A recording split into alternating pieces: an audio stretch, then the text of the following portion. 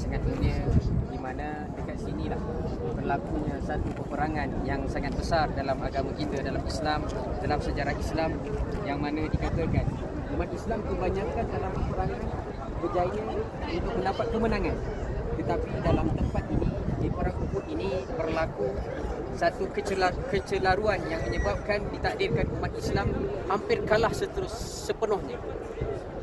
Dan dekat sinilah perang Uhud berlaku. Kita berada di medan Uhud ini. Medan Uhud ini menjadi bukti tentang betapa tingginya pengorbanan baginda Rasul sallallahu alaihi wasallam dan juga para sahabat yang lain untuk mempertahankan agama Islam. Baik. Di sini macam mana boleh berlakunya perang Uhud, saya ceritakan macam mana berlaku, kemudian saya ceritakan, gambarkan sedikit macam mana suasana peperangan tersebut, daripada mana pihak musyrikin datang, dekat mana pihak umat Islam yang duduk dalam mempertahankan medan ini. Baik, perang Uhud ini berlaku pada tahun 3 Hijrah. 3 Hijrah selepas berlakunya perang Badar. Sebab apa berlaku perang Uhud ni? Sebab orang Quraisy dia tak puas hati. Sebab dia kalah dalam perang Badar. Kita tahu perang Badar adalah perang yang pertama dalam Islam. Umat Islam menang. Sedangkan waktu tu mereka dalam keadaan tentera mereka ramai. Mereka ada 1000 orang. Kita dalam perang Badar ada 313 orang. Tapi ditakdirkan kita menang. Ringkasnya, mereka tak puas hati, mereka nak repeat. Istilah kita, dia nak repeat. Dia nak repeat dekat Uhud. Maka ketika itu baginda Nabi berbincang dengan para sahabat macam mana nak buat. Jadi ketika itu awal-awal sebelum berlakunya perang Uhud, baginda Nabi mula-mula ini kaedah baginda Rasul. Baginda Rasul walaupun seorang pemimpin, ketua Madinah, tapi Nabi tak buat keputusan seorang diri. Nabi akan panggil ahli mesyuaratnya, ada beberapa orang sahabat yang tertinggi untuk berkumpul untuk berbincang. Maka Nabi berbincang macam mana kita nak buat. Kita kena keluar daripada Madinah ataupun kita tunggu dekat Madinah. Maka ketika itu para sahabat ramailah yang mencadangkan untuk keluar daripada Madinah. Maksudnya jangan tunggu dekat Madinah, kena keluar daripada Madinah. Dan kemudian baginda Nabi dalam masa yang sama, baginda Nabi lepas dah bincang-bincang tu, baginda Nabi cakap, sebenarnya Nabi lebih selesa kalau tak keluar daripada Madinah. Maksudnya tunggu je dekat Madinah, musuh datang, kita pertahankan dekat situ. Okey? Sebab kemudian Nabi cakapkan, sesungguhnya aku bermimpi. Nabi mimpi malam tadi rupanya. Nabi mimpi apa? Nabi mimpikan bahawasanya aku nampak ada lembu-lembu yang telah disembelih. Dan kemudian aku nampak bahawa pedang-pedang aku telah retak. Maka sebab itu Nabi bagi hint, Nabi tak nak keluar. Jadi, tetapi dalam masa sama para sahabat, mereka bagi juga pandangan mereka. Mereka kata kalau lebih baik kita keluar. Sebab apa? Sebab ada di kalangan sahabat tu, mereka waktu perang Badar, mereka tak sempat ikut. Jadi dia tak sabar. Dia nak juga keluar. Maka Nabi pun nampak ni seorang pemimpin. Walaupun dia ada pendapat sendiri, baginda Nabi ada pendapat sendiri, tapi baginda Nabi ikut pendapat ramai. Maka Nabi setuju untuk keluar. Tetapi ditakdirkan waktu Nabi dah nak keluar tu, Nabi pakai baju besi. Itu nanti ada dekat tempatnya. Nanti kalau ziarah tambahan saya pergi, kita akan tunjukkan tempat tu. Nabi pakai baju besi. Kemudian waktu Nabi pakai baju besi, ketika itu ada beberapa orang sahabat datang. Mereka rasa serba salah. Yelah, sebab cadangan Nabi tadi, Nabi kata Nabi tak nak keluar. Jadi jumpa balik dengan Nabi, katakan, wahai Nabi, tak jadi masalah kalau nak ikut pendapat kamu, kami ikut saja. Kan, maknanya tunggu dekat Madinah. Nabi kata apa? Pantang larang bagi seorang Nabi, kalau sudah memakai baju besi, seorang Nabi takkan buka baju besi tersebut, melainkan akan terus pergi kepada medan perang, sama ada menang ataupun kalah.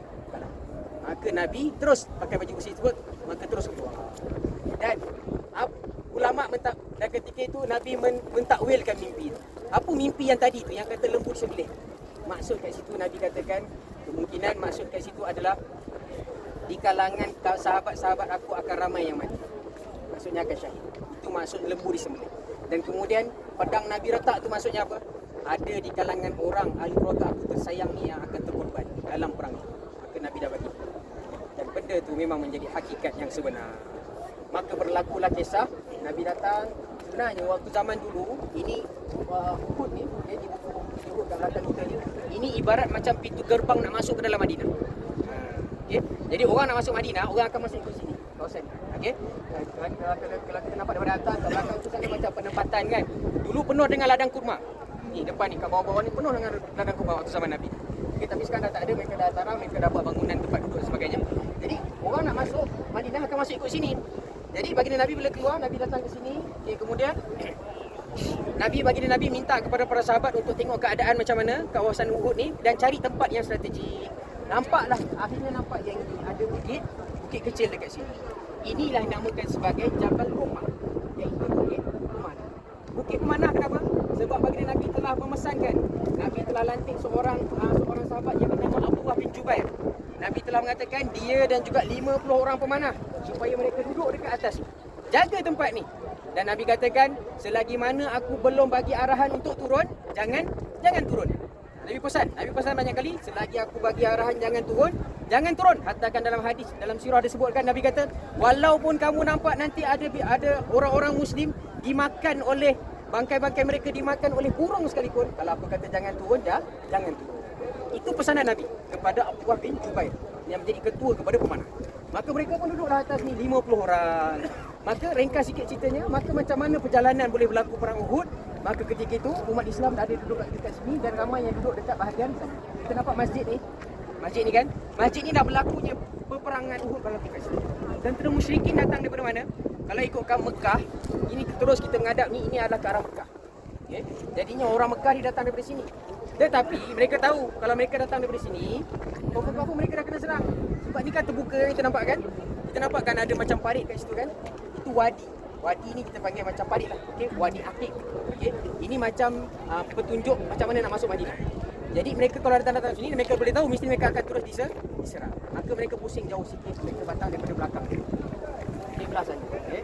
Belakang sikit dekat Uhud sana. Mereka datang di situ, mereka jauh sikit pusing, mereka datang. Jadinya tentera musyrikin datang daripada sana. Kemudian bila datang sana, tentera muslimin dah standby dekat belah sini. Maka berlakulah pertempuran. Macam kita katakan, itu strategi perang hebat Nabi. Nabi dah cari dulu kawasan yang tinggi. Kita tengok pun, kalau kita dalam istilah kita apa, kalau dalam istilah apa, psikologi apa, helikopter view kan. Orang yang duduk kat atas dia boleh nampak suasana helikopter. Maksudnya orang yang naik helikopter boleh nampak orang bawah kan. Kan lebih mudah. Jadi itu dah jadi satu kelebihan kepada umat Islam. Jadi mereka dah duduk kat atas, bila orang muslimin datang, api kena panah. Jadi waktu tu dah kelam kabut orang musyrikin. Jadi mereka waktu tu dah kelam kabut, mereka dah kalah dah pun. Dah kalah. Tetapi kita kena ingat, ketika tu mereka telah dipimpin ada seorang sahabat Nabi juga, tetapi waktu tu belum masuk Islam. Siapakah dia? Khalid bin Al-Walid. Seorang panglima yang sangat hebat yang dikatakan dalam kitab-kitab sirah, Khalid bin Al-Walid tak pernah kalah dalam mana-mana peperangan. Waktu sebelum di Islam dan lepas dia masuk Islam, termasuklah peperangan ini. Apa Khalid bin Al-Walid buat? Dia ni seorang panglima yang sangat hebat yang kita panggil sebagai gelaran yang Nabi bagi kepada dia Saifullah. Saifullah ni maksudnya apa? Pedang Allah. Hebat, bukan biasa-biasa dia punya gelaran. Pedang Allah. Maka ketika itu mereka berundur. Mereka berundur ke sini. Mereka berundur balik ke Mekah. Okay? Dan ketika itu Khalid Al-Walid dia perasan, dia bijak. Okay, dia tunggu, dia hold dulu. Dia tak terus pergi. Maksudnya orang musyrik tu buat macam lari, tapi larinya tak habis. Dia berhenti sekejap. Okay? Kemudian dia pusing balik. Tahu-tahu datang balik daripada sini. Dia pusing daripada sini. Dan ketika itu, apa yang berlaku? Kisah tadi tentang pemanah. Pesanan Nabi itu mereka terleka. Nak kata mereka mengingkari, bukan. Para sahabat tidak pernah mengingkari perintah Nabi. Jangan kita kata mereka ingkar, tidak. Tetapi mereka terlupa. Sebab apa? Ketika itu mereka nampak memang dah menang.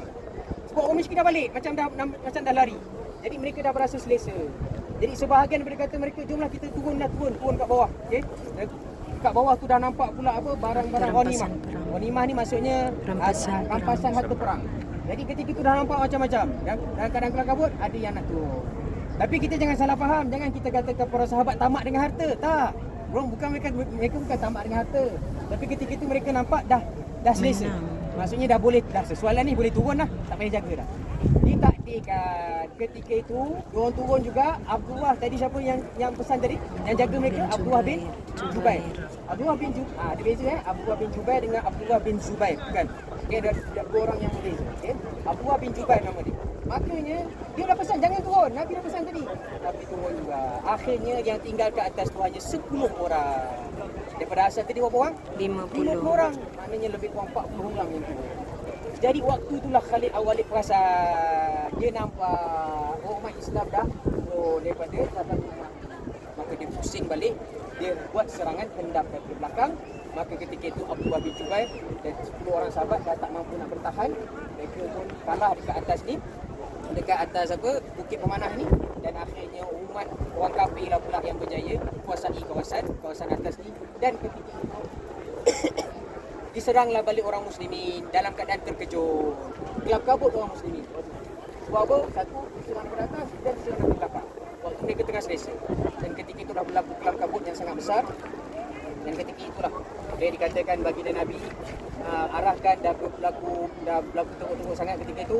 Maka ketika itu Nabi minta kepada para sahabat semua pergi ke belakang. Pergi ke arah belakang. Ke arah belakang maksudnya menyorok ke arah, bukan menyorok, cari tempat perlindungan ke arah bukit Uhud ke sana. Okey. Dia ada satu kawasan yang namanya Maharis. Siapa yang pergi jalan-jalan kita akan tunjukkan tempat tersebut. Ada satu gua kecil.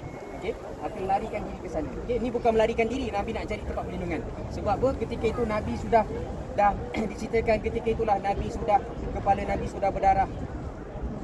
Pipi Nabi pipi Nabi telah pun berdarah. Kemudian gigi depan Nabi telah pun patah. Sebab apa tuan-tuan ibu ayah? Sebab ditakdirkan sebelum rupanya ada seorang ni munafik ni. Seorang munafik, di perangai orang munafik. Dia cukup tak puas hati dengan Nabi. Dia dah tahu waktu ni akan berlaku perang Uhud. Dia pergi buat apa? Dia pergi gali lubang-lubang. Dia gali lubang dekat sekitar bawah-bawah pokok dekat kawasan tebing bawah bukit Uhud. Sebab apa tujuan dia pergi gali lubang? Sebab dia tahu kalau umat Islam nak lari balik, dia akan terjatuh. Jadi kat situlah baginda Nabi dan para sahabat terkena. Ramai yang jatuh daripada dalam lubang. Termasuklah baginda Nabi.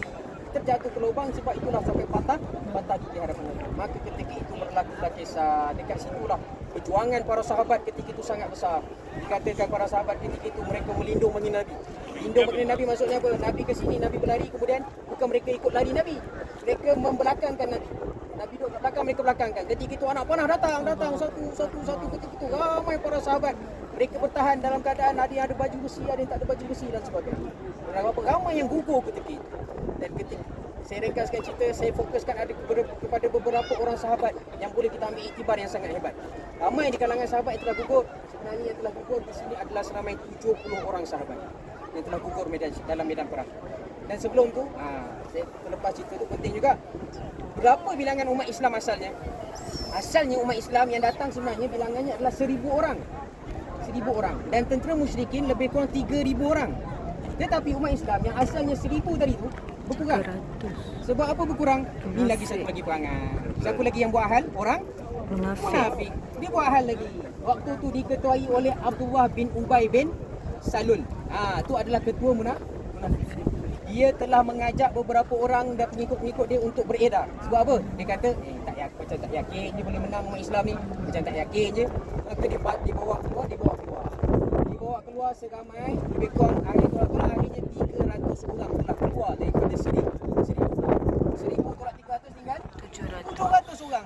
700 berlawan dengan 3,000. Logik akal tuan-tuan, boleh menang tak agak-agak 700 lawan 3,000? Logik akal mesti 3,000 yang akan menang. Tetapi akhirnya waktu tu awal-awal umat Islam dah menang dah cantik dah. Tapi ditakdirkan diserang hendap dan akhirnya 20 orang. 3 orang saya nak fokuskan. Yang pertama, dalam cerita tentang perang Uhud tak dapat tidak kita akan menceritakan tentang seorang sahabat, dan bukan sekadar sahabat, dia bapa saudara Nabi sallallahu alaihi wasallam yang Nabi sangat cinta, iaitu Sayyidina Hamzah. Sayyidina Hamzah bin Abdul Muttalib, pakcik Nabi yang mana dikenali sebagai Asadullah. Asadullah maksudnya singa Allah. Hamzah bin Abdul Muttalib merupakan antara bapa saudara Nabi yang terawal masuk dalam agama Islam, yang mengikut baginda Nabi dalam Islam. Maka Hamzah ni satu kisah Hamzah ini menyayat hatinya. Sayyidina Hamzah ini diceritakan telah dibunuh oleh seorang yang bernama Wahsy. Wahsy telah membunuh Sayyidina Hamzah. Kenapa Sayyidina Hamzah target untuk dibunuh? Sebab apa? Sebab Wahsy ni tuan dia tak puas hati sebab Sayyidina Hamzah ni seorang yang sangat berani. Sayyidina Hamzah ni telah membunuh pakcik kepada tuan. Maka tuan dia cakap dekat Wahsy, kalau kau berjaya bunuh Sayyidina Hamzah, kau akan dibebaskan. Maka ketika itu dia pun Wahsy ni, siapa tak nak kan? Seorang hamba siapa tak nak dibebaskan? Itulah tujuan, itulah hajat yang paling besar kalau jadi seorang hamba, nak dibebaskan. Maka Wahsy pun ambil peranan tersebut. Jadi Wahsy tu dia datang, dia cakap Wahsy ni akhirnya kisahnya sebenarnya tuan-tuan, Wahsy ni walaupun dia bunuh kepada Sayyidina Hamzah, akhirnya dia masuk dalam agama Islam. Dia cerita lepas tu apa yang berlaku. Aku datang medan Uhud sebenarnya waktu tu hanya tujuan aku satu je. Dia bukan nak tolong orang kafir pun. Tujuan dia satu, nak bunuh Sayyidina Hamzah tu je. Sebab apa? Bukan dia benci kat Sayyidina Hamzah, sebab dia nak lepas daripada sebagai seorang hamba. Maka dia ni terkenal sebagai seorang pelembing yang paling hebat, rejam lembing yang sangat hebat. Maka dia target dia Sayyidina Hamzah. Habis saja Sayyidina Hamzah, dia terus lagi. Dia terus balik. Okey, dia tak buat apa-apa dah.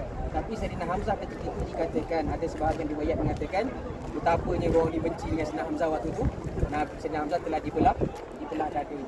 Ada pendapat mengatakan malahan dikeluarkan dia punya hati. Dan ada pendapat walaupun mengatakan pendapat itu lemah, ada pendapat mengatakan sehingga kan hati Sayyidina Hamzah ni telah dimakan. Dan dibiarkan macam itu. Sayyidina Hamzah. Dan betapa bencinya mereka kepada Sayyidina Hamzah radhiyallahu anhu.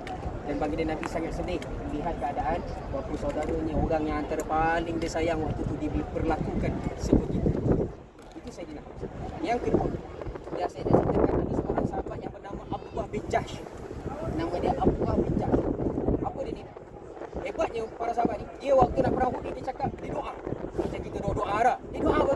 Tapi doa dia pelik. Doa dia, ya Allah, dalam perang Uhud ni kau ketemukan aku orang yang paling kuat sekali. Bukan doa nak menang, doa nak minta yang tubuh yang paling kuat sekali di kalangan orang kafir. Kemudian dia cakap, kalau aku berlawan pada dia, kau tak adilkanlah hidung aku terpotong supaya hidung tu masuk dalam syurga. Kau tak adilkan telinga aku terpotong supaya telinga tu menjadi bukti nanti aku dekat syurga. Dan ditakdirkan itu doa dia, dan ditakdirkan hajar-hajar makbul doa dia. Dan selepas selesai perang, bila para sahabat tengok, betul Abdullah bin Jahsh makbul doa dia. Dia punya apa? Hidungnya terpotong dan telinganya pun terpotong. Dia salah seorang yang gugur dalam medan perang. Dan seorang lagi, kita Sayyidina Hamzah seorang lelaki, betul?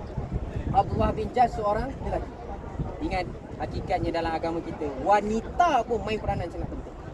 Dan termasuklah kisah itu dalam perang Uhud, iaitu berlaku pada seorang sahabiah wanita yang bernama Nusaybah bin Ka'ab. Ingat nama dia? Nusaybah bin Ka'ab. Boleh ambil nama anak-anak, kalau ada anak dapat anak cucu, ambil nama ni, Nusaybah. Nusaybah bin Ka'ab, Allahu Akbar, seorang yang sangat hebat. Baginda Nabi ceritakan, aku bila datang Uhud ni, aku selalu terbayangkan tentang Nusaybah bin Ka'ab. Nabi teringat kepada Nusaybah. Kenapa? Sebab Nusaybah Nabi katakan waktu berlaku yang kelam kabut tu kan, waktu Nabi tengah cari tempat perlindungan tu, waktu tu salah seorang yang mempertahankan Nabi adalah wanita tersebut, iaitu Nusaybah. Nabi katakan, aku terbayang-bayangkan waktu tu macam mana Nusaybah, dia mengangkat pedangnya, dia pergi ke kanan, dia angkat ke kanan, dia angkat ke kiri, dia pergi ke belakang dan sebagainya, untuk mempertahankan, semata-mata nak mempertahankan Nabi. Sehinggalah akhirnya Nusaybah bin Ka'ab pun salah seorang yang terkorban di dalam perang Uhud, semata-mata untuk mempertahankan baginda Nabi Muhammad sallallahu alaihi wasallam. Jadi ya tuan-tuan, ibu haji-haji sekalian, nampak tak? Walaupun seorang lelaki, walaupun seorang wanita, walaupun seorang hamba, walaupun seorang yang kaya, walaupun seorang yang berani ataupun seorang yang lembut, semuanya main peranan dalam perang Uhud. Semata-mata nak mempertahankan Islam dan nak mempertahankan baginda Nabi sallallahu alaihi wasallam. Maka akhirnya ketika itu dah selesailah perang, maka mereka dah berjaya mencari tempat perlindungan di tempat itu namanya Maharis. Ketika itu orang kafir cuba juga kejar Nabi, tapi manakala Nabi dah berjaya cari ke tempat yang tinggi, maka umat Islam mereka dah tak kejar. Maka bila umat Islam duduk kat situ, kemudian mereka pun bertunduk. Dan ada katakan umat Islam dianggap kalah, tapi ada katakan umat Islam tak dianggap kalah. Sebab apa? Sebab esok tu umat Islam kejar balik. Orang kafir dia tak balik terus, dia tunggu. Bukan tunggu kat sini, jauh sikit, okey. Umat Islam pergi kejar balik sampailah mereka betul-betul balik. Okay, sebab tu ada katakan umat Islam tak kalah secara total loss. Maksudnya umat Islam kalah waktu tu saja. Akhirnya berjaya juga halau orang kafir Quraisy balik ke tempat mereka. Maksudnya mereka tak berjaya nak menawan kota Madinah. Okey. Tapi ketika itulah dekat sinilah ibu ayah. Yang pertama, ni nak ambil pengajaran. Okey, ni akhir sekali pengajaran yang pertama. Ingat macam mana kita dapat Islam pada hari ini. Kita ni semua nama Islam kan. Kita ni semua datang ke kota Madinah. Kita ini datang ke kota Mekah untuk kita nak buat ibadah umrah. Kita ni atas nama Islam, sedarlah kita. Islam yang datang kepada kita pada hari ini sebenarnya bukan datang dengan senang, bukan datang dengan mudah. Dia telah diselusuri, dia telah dipelopori oleh orang-orang yang terdahulu, terutamanya para sahabat. Mereka telah bersusah payah nak mempertahankan. Jika ditakdirkan mereka tak pertahankan Islam, agak-agak ada kemungkinan tak kita bukan Islam pada hari ini. Mungkin sebab apa? Sebab orang dulu tak nak mengambil cakna ataupun tak nak mengorbankan diri mereka untuk pertahankan Islam. Tapi nampak para sahabat, kemudian orang-orang yang seterusnya, disebabkan mereka lah kita pada hari ini sebagai seorang Muslim. Kita terhutang budi yang sangat banyak kepada. Jadi ibu ayah, haji-haji sekalian, macam mana kita terhutang budi dengan mereka, jadikanlah juga diri kita ni pun supaya orang lain terhutang budi dengan kita. Maksudnya apa? Kita pun patut berikan sumbangan kita kepada agama. Buatlah macam mana pun, kan? Orang lelaki dengan dia punya cara, seorang suami dengan caranya, seorang ayah dengan caranya untuk mendidik anak-anaknya. Sama dengan seorang ibu, seorang isteri dan sebagainya. Orang yang ada di kalangan, saya tahu di kalangan haji-haji ni ada yang mempunyai kedudukan yang tinggi, pangkat yang tinggi. Gunakan kelebihan yang ada tu untuk memberi sumbangan kepada agama Islam. Jangan bukan kita hidup ini hanya untuk diri kita sendiri saja, tapi kita hidup ini beri manfaat kepada orang lain. Nabi kata, khairun nas anfa'uhum linnas. Orang yang terbaik adalah orang yang bagi manfaat kepada orang lain. Itu adalah orang yang terbaik. Itu yang pertama. Yang kedua, dalam perang Uhud ni kita nampak bahawasanya tak dapat tidak, nak tinggi martabat seorang Muslim adalah perlu untuk berkorban dengan, kalau hari ni ada lagi tak kita hari ni kena dituntut untuk pergi perang? Ada tak? Ada tak ulama suruh kita keluar pergi perang? Ada? Tak ada. Yang medan perangnya hari ni ambil keluar tembok, pak. Itu je lah perang. Anak-anak muda pada hari ni, ya tak? Kan? Itu je tangga perang. Tak rasa feel je kan? Tapi hari ni perang dah tak ada. Jadi habis tu kita nak korban macam mana? Zaman dulu mereka boleh berkorban dengan nyawa, dengan diri mereka. Kita tak dituntut daripada hari ni sebab tak berlaku pada tersebut. Maka gunakanlah dengan benda yang lain. Dengan harta, korbankan dekat jalan Allah. Dengan masa, korbankan dekat jalan Allah. Tenaga, saya nampak dekat sini, Masya Allah, kita semua ni molek-molek belaka. Tak? Semua normal belaka. Semuanya kita lengkap daripada hujung rambut sampai hujung kaki. Gunakan tenaga dengan kelebihan yang Allah bagi kepada kita ni untuk manfaat kepada agama Islam. Supaya apa? Dekat akhirat kelak, bila Allah tanya, apa kamu buat? Apa yang diantar lebih? Apa kamu buat? Aku bagi kamu pangkat. Apa kamu buat? Aku bagi kau tangan, aku bagi kau kaki. Sedangkan orang buta pun di kalangan para sahabat, Umi Maktum, dia pun sama-sama ikut perang. Orang buta pun ikut perang. Kau tak bagi apa-apa dalam Islam. Jangan sampai tahap itu Allah bersoalkan kita dekat akhirat. Maka dekatkanlah hati kita, korban apa sahaja untuk agama Islam.